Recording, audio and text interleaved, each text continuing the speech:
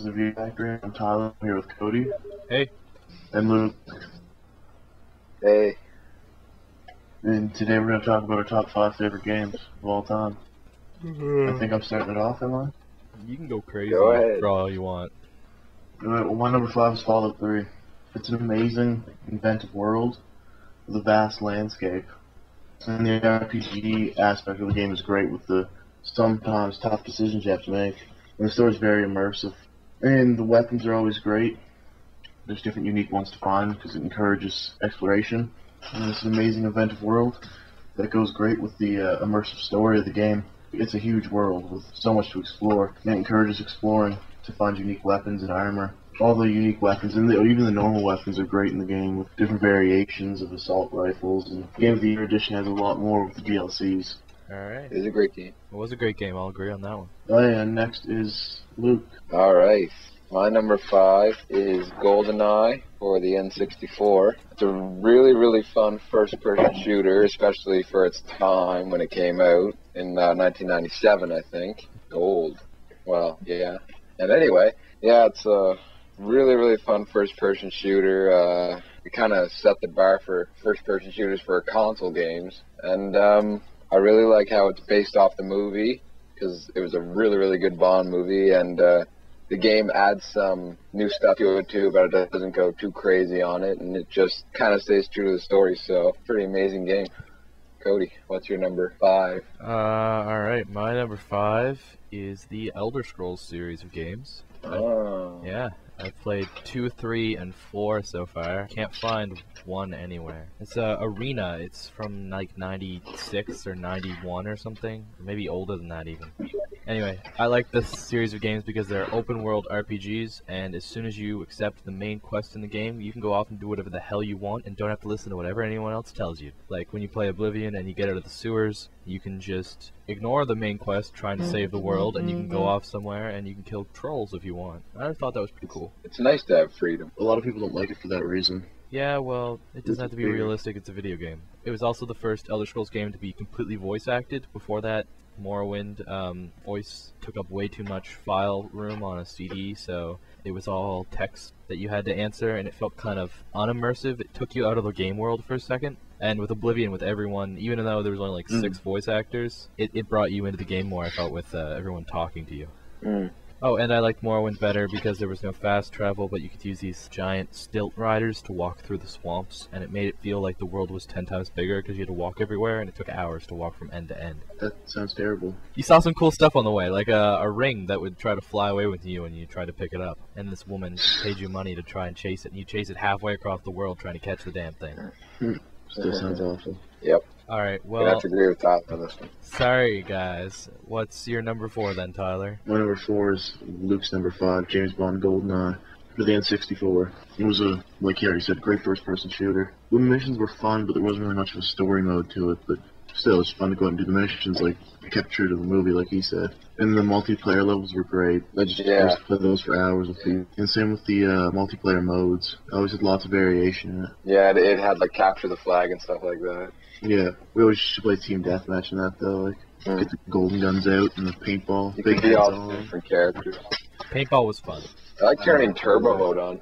Alright, Luke, your number 4. My number 4 is Super Mario World for the Super Nintendo. Awesome game.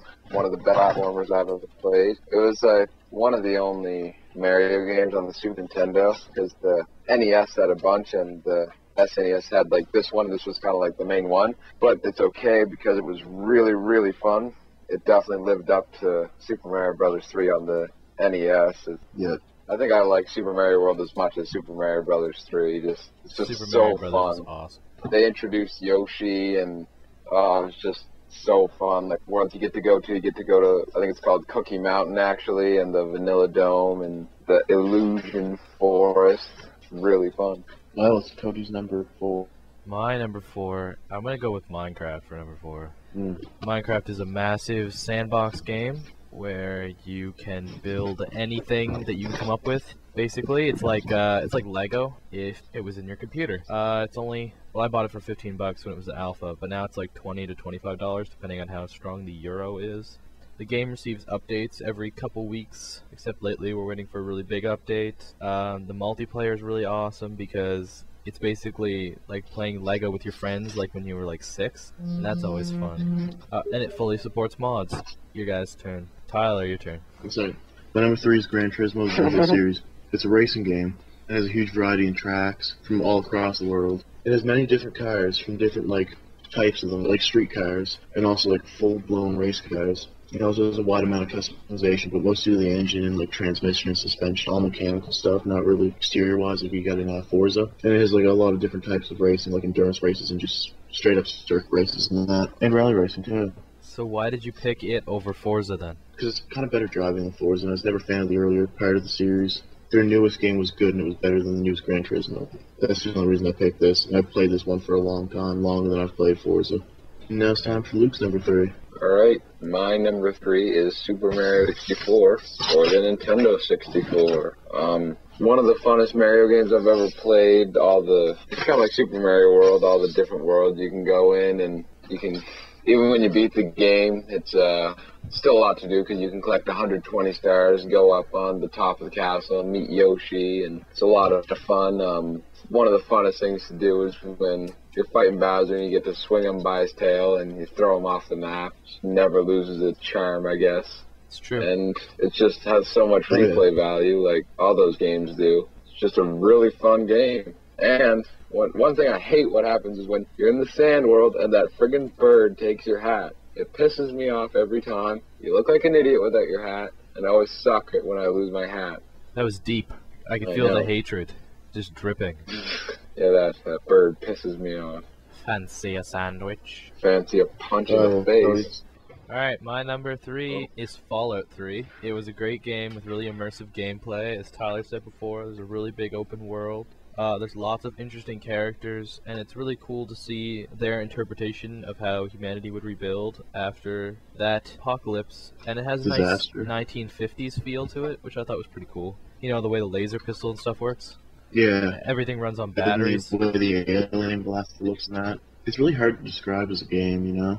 Yeah, it's almost like a end-of-the-world sim. Yeah. It's just like it's so different, it's hard to describe. But it's fun. Fun game. And that is the point of all games. Alright, that's my number 3. Tyler, your number 2. It's time for number 2. And I'm going to keep going with the racing games in my next number 2. My number 2 is Mario Kart 64. Always good. Always which classic. is a great game. So great tracks with it. I really like the art style in it. Like it's got that nice Mario feel to it. And there's so many different characters you can play. And the different like game modes are really fun, like the battles and that. Yeah. And all the different stadiums and that, and you get the track design was really good. Which I wish more of it carried over to the Wii, but unfortunately it didn't. Yeah, I don't think any Mario Kart game will ever match up to Mario Kart 64. No, and they screwed up the Double Dash. Yeah, I hated Double Dash. Wasn't that good? No. Definitely. I liked the battle modes where you could fight your friends. When you had the balloons? Yeah. Yeah. The one in Double Dash or the one in Mario Kart 64? 64. Yeah, okay, yeah. Yeah, that was always fun. It was awesome when you were a heavy character and you just rammed a lighter character and they'd lose a balloon. I hate the heavy characters so much. Bowser and Wario. Yeah, you with your Yoshi. Yeah, I was Toad, of course. No, I guess it's time for Luke's number 2. Alright. My number 2 is Majora's Mask, Zelda, N64. Awesome game. So fun. There's 24 masks, which you have to collect. It's actually a really long game, even though there's 4 temples. But, I mean, there's so many side quests. Like, that's like a game where I've had to do the most side quests to, like, master it. It's just so fun. Actually, one of the side quests actually relates to the story, and you have to do it to actually progress in the game, so it's kind of interesting. That wouldn't really way make it a to do side it. quest, no. Yeah, but it's a side quest. You could, like, start it and then stop it if you want, but can still continue on with the story. It was really weird, but still really, It doesn't really really sound fun. like a side quest. It was a side quest. I don't know if Zelda ever had side quests. That's what I was thinking too. It was always like you do it. You know, like you go catch 10 chickens. It's not a side quest. You're just running around that little yard. Yeah, but what did you get when you got all chickens? Yeah. A slightly larger coin purse for your cheap money. No, you got a bottle, and you don't need all the bottle, but if it was the thing to do. It was a side quest that you got to do. So there. No, there's Anyway, no so there to that. Yes, there is. Yes, there is. There's side quests. There are side quests. I'm gonna go ahead and say that it does not have side quests. I'll agree with that. What game have I not said yet? I have 5 here. I said that one. Oh. My number 2 is Pax Imperia. It's a massive space simulator, I guess. I don't know, you control a space civilization. It's pretty old, from 1992, so the graphics are 2D. You research technologies to advance your civilization, and you construct customizable ships, and you create these massive fleets, and you decimate your opponents with them. Factors like economy and stuff, so you have to balance the amount of ships and stuff you have so you don't go bankrupt. And it's a really tactical game. And neither of you have ever heard of it, so neither of you can make fun of it. You can Number make fun 1. of your grammar. You can also has. Did I actually say that? Yeah. Oh, damn it, I'm so tired. God damn it. Tyler, you're My number number- 1. My number 1 is Super Mario 64. It was for the N64. It's set in Princess Peach's castle where Mario goes to rescue her from Bowser. There's great characters in this game. There's great boss battles with great music. Like, who doesn't know the Mario theme song? And there's great interaction with the castle, like jumping into the paintings. There's great interaction with the levels, like you hop into a different painting, it takes you off to somewhere new. It really holds you into the game. Just to go through the castle, explore every painting, and do different things to collect stars. And that's why it's my number 1 game. That's why, because it has paintings. It was a fun game. No, because it's interactive, Luke. Listen. Do you remember the first level? I think everyone does. Yeah. The snow one? I don't No. No. The one with the big, huge king bomb. Yeah, you climb all the way to the top of the mountain with a king bonbon. Yeah, Oh, you yes, throw him yes, 3 yes. times and you put a star. Tyler, get with it. Get with the Yeah. program. It's got all those little pink bombs running around. Yeah. Oh, yeah, I You remember. get shot at Okay. it. Alright, Luke, you're number 1. Okay. My number 1 is Zelda Ocarina of Time. Okay, before we go any further, is it Ocarina or Ocarina? Ocarina. It's not Ocarina's Ocarina. Ocarina. It's not spelled O-A-K. Ocarina. It's spelled O-C. It was really fun. So my number 1 is the Civilization series of PC games. The first one was like 1992. They're turn-based, single-player or multiplayer civilization games where you control a civilization that at one point in history was really major. So the Americans, or the British, or the Indians, or the Persians, or the Egyptians, anyone who at one point in time controlled a major empire, and you research technologies and advance through the ages and try to conquer your neighbors, and it's really fun. Yeah, And it sounds fun. they've Really always been historical. really fun. And yeah, I really like historical stuff, so like Age of Empires and Civilization have always... This has been the Review Factor with our top 5 favorite games. And next time we're going to bring you a review of Bastion and Limbo.